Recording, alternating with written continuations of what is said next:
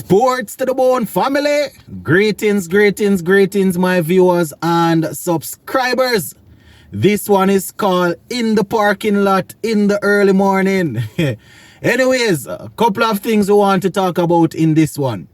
So I was doing some reading last night and I saw where the England Cricket Board, they have decided to offer players multi-year contracts. Yes, multi-year contracts as they look to rival the whole franchise thing. So we're going to talk about that and talk and link it to West Indies cricket. Plus we're also going to be talking about the West Indies women, the A team, that is all set for their series against Pakistan A. So just give a listening ear until the end, my people, and let me know what you all think about this one.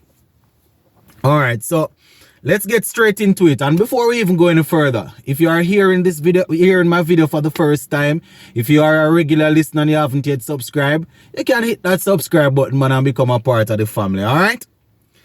So, England and Wales Cricket Board, they have decided to offer players a certain set of players multi-year contracts. Right, multi-year contracts they have decided to offer.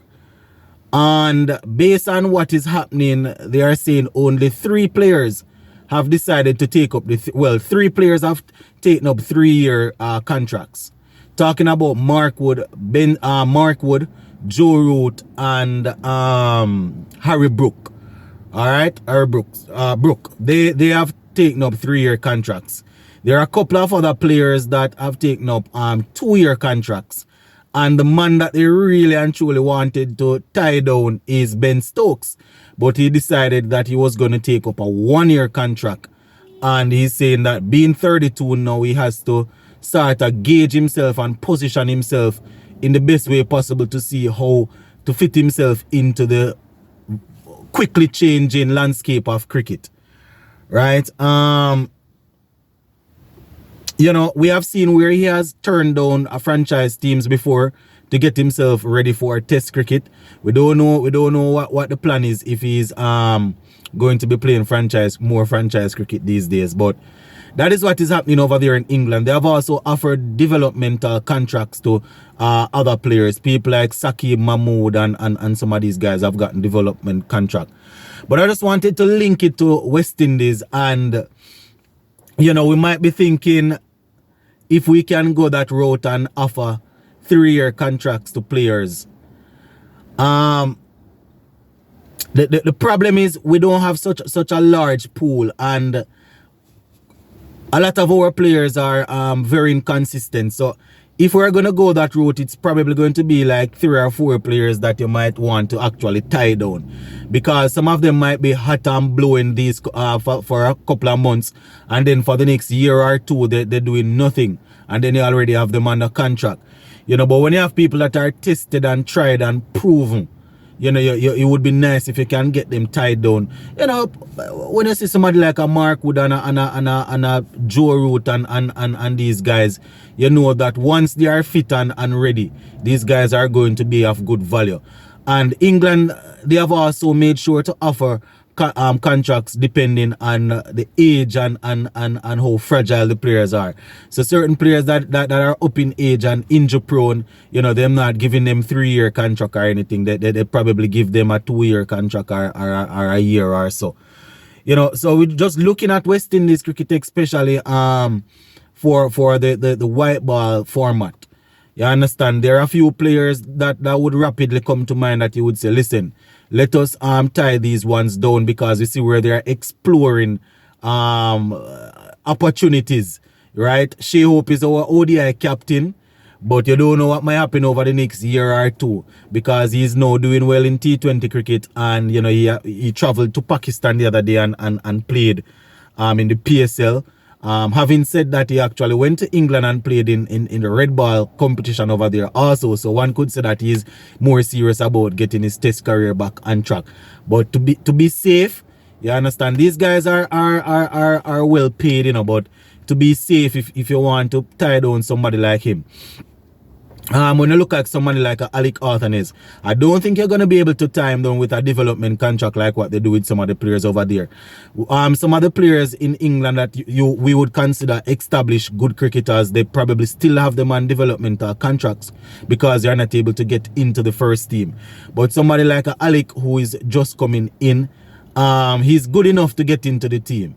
You understand? So we are wondering if people like these, Alzari is always there for us. We don't know Poor and some of these guys that we know are busybody. No.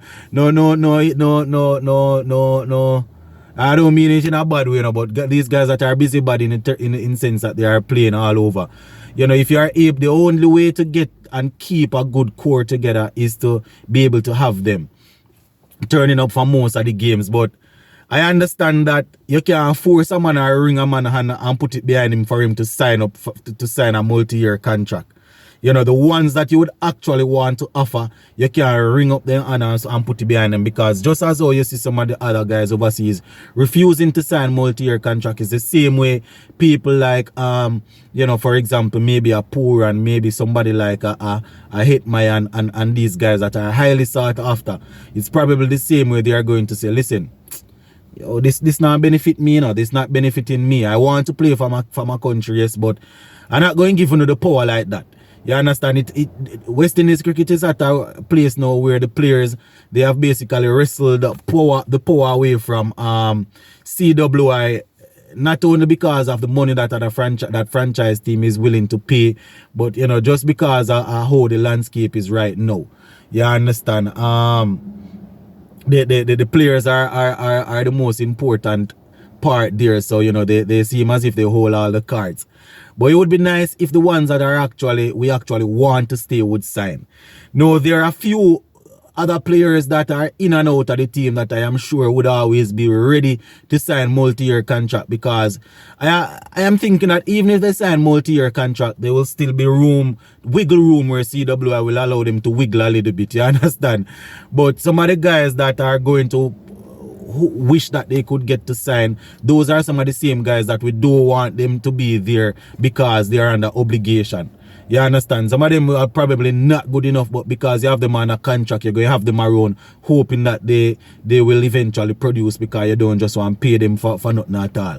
So that is something that they need to look at. I was just reading. I'm not saying everything that England do, we must copy it, but with talks of teams, franchise teams offering people 1 year contract, you understand, to play in all the different franchise leagues that they own. Or the different franchise teams that they own, that is something that you probably want to take a look at. And I think England is getting ahead of it, because a lot of their white ball players are, based on what we heard, it wasn't proven, but they said that a few of their white ball players were actually offered or approached to accept this sort of offer. And we heard that it's coming down there from India.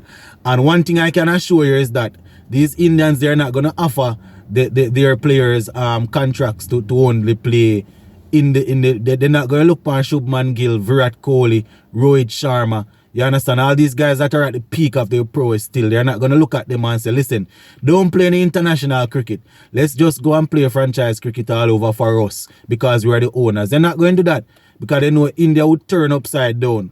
And again, they know they want all of them guys to win tournaments.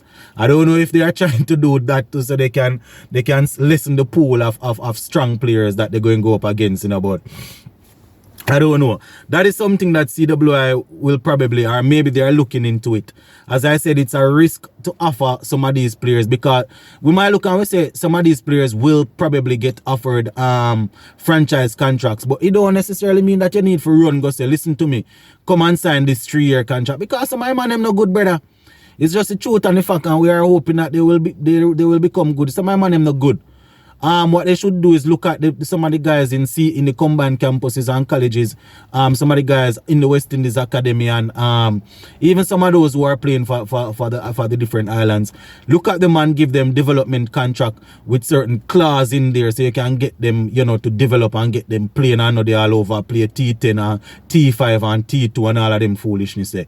You know, but as I said, there's a next side to it that they have to be careful about. So just wanted to talk to you guys a little bit about that. Now, before we go, taking this run from the West Indies website, it says West Indies women A team all set for a series against Pakistan A. Right, they said the West Indies A team have completed their preparations and are all set for their upcoming 50-over series against Pakistan Women A team. They said this is the historic first tour by the West Indies A, and they will be led by Rashada Williams. They said the wicketkeeper Butter, right, will look to lead this group of players into the series. They said the first match will be well, the games are going to be over there in Pakistan based on what they are saying. First game is going to be Tuesday morning, which would be midnight or 11 p.m. Monday if you are in Jamaica there, right? Which is tonight. They say Williams is saying, and I quote, "It is a privilege to be here playing for and representing West Indies. It is an honor to lead the group. I am hoping to do my best and to show my leadership qualities and get and gel the unit." One thing, you know, Miss Williams, you have to perform. You understand? It's not like when you have the senior players to help and to back. You have to perform as a leader in this. She said we have practice at the NCA and assess the conditions of the surface. The pitches are not as fast as our pitches in the Caribbean, but they are still good wickets. Whether you bat first or bowl first, it is all about backing yourself. All right, so let us see how that go, my people. We're going to keep an eye on that as the ladies are set to play. All right, let me just quickly again, they are set to play 3 ODIs. So they said the 24th of October, the first one, the 26th of October, and then the 29th of October, the third one will be played. So I just wanted to give you an update on that. But we're going to leave you right there, so for now, my people.